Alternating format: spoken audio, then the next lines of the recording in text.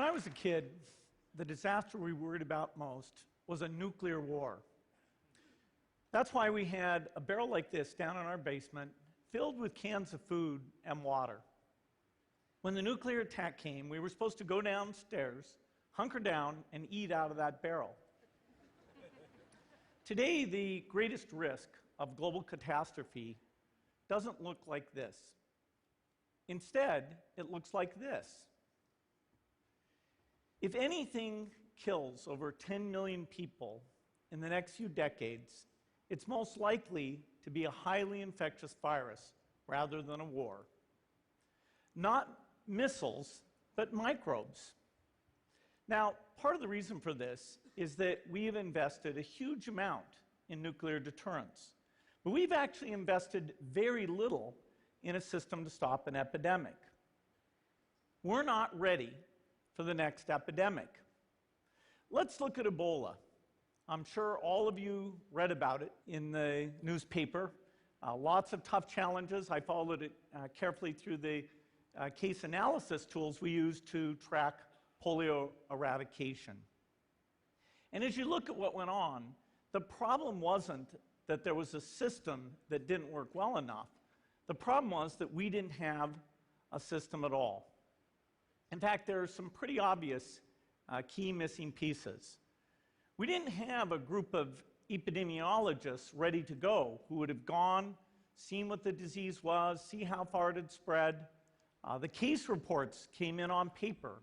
It was very delayed before they were put online, and they were extremely inaccurate. We didn't have a medical team ready to go. We didn't have a way of preparing people.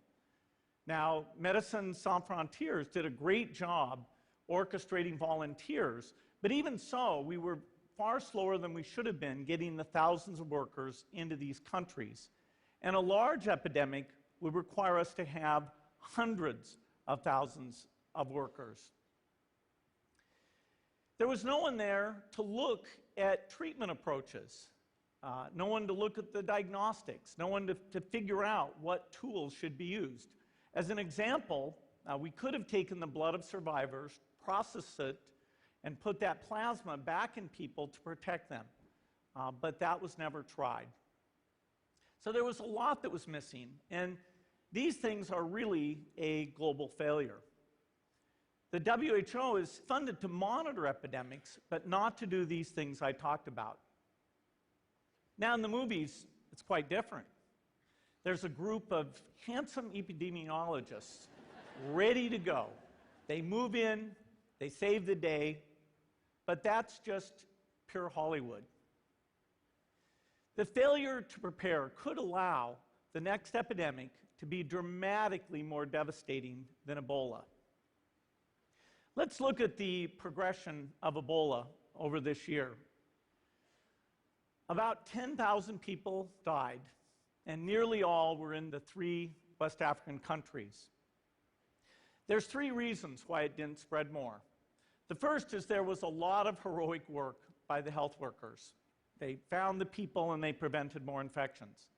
The second is the nature of the virus. Ebola does not spread through the air. And by the time you're contagious, most people are so sick that they're bedridden. Third, it didn't get into many urban areas, and that was just luck. If it had gotten into a lot more urban areas, the case numbers would have been much larger. So next time, we might not be so lucky. You can have a virus where people feel well enough while they're infectious that they get on a plane or they go to a market. The source of the virus could be a natural epidemic like Ebola, or it could be bioterrorism. And so there are things that would literally make things 1,000 times worse. In fact, let's look at a model of a virus spread through the air like the Spanish flu back in 1918. So here's what would happen. It would spread throughout the world very, very quickly. And you can see there's over 30 million people die from that epidemic. So this is a serious problem. We should be concerned. But in fact, we can build a really good response system. We have the benefits of all the science and technology that we talk about here. We've got cell phones to get information from the public and get information out to them. We have satellite maps where we can see where people are and where they're moving. We have advances in biology that should dramatically change the turnaround time to look at a pathogen and be able to make drugs and vaccines that fit for that pathogen. So we can have tools, but those tools need to be put into an overall global health system, and we need preparedness. The best lessons, I think, on how to get prepared are, again, what we do for war.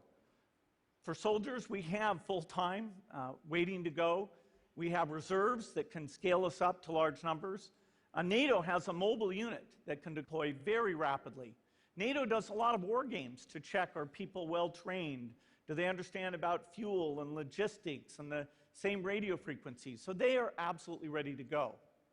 So those are the kinds of things we need to deal with an epidemic. What are the key pieces? First is we need strong health systems in poor countries.